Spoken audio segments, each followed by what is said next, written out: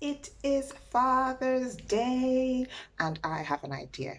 Now, let's have some fun at the expense of our dads. Yes, why not? Okay, so here's what we're going to do. Let's swap stories. What are some of the weird and wonderful things that your dad says or does or used to say or do to you when you were growing up? I'll start, okay? Now, one of the things that my dad used to say to me, Daddy, you owe me an apology for this one, was thinking is free. Use your head. I know, as you can imagine, that hurt my feelings. But I'm happy to say that he doesn't say that to me anymore. So I'm hoping that I've become a bit of a thinker and I now use my head. So, Daddy, do confirm if that's the case. If not, you owe me two apologies. Anyway, but I mean, to be serious, that definitely helped shape my thinking. My father is a patient man, but he cannot stand mental laziness. And so, moms and dads, if your children report to you that I was a bit firm on them, apologize, but you see where it's coming from. You know who to blame now. It's my dad.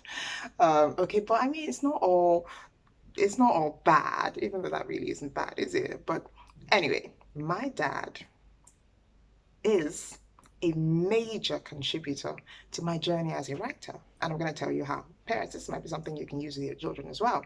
Now, when I was a little child, I was a sulky pants. Like I could sulk all day if you let me. So when I would get upset, I wouldn't necessarily speak up or address it or have a conversation about it. I'll just go sulking off. All right.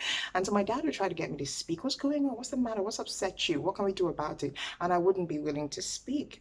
And somehow, I don't know how he worked that out. I don't know if it's the Holy Spirit who told him, if he had a crystal ball. I don't know. You'll have to ask him yourself. But somehow, my dad figured that I would be more willing to write those thoughts than to speak them. And so he would hand me a bunch of paper, sheets of paper, and say, one sheet to one member of this family is so can go and write what's going on with you. Go and write out what this person has done to upset you, what they've said, whatever. Just write. Take one sheet to each member of the family.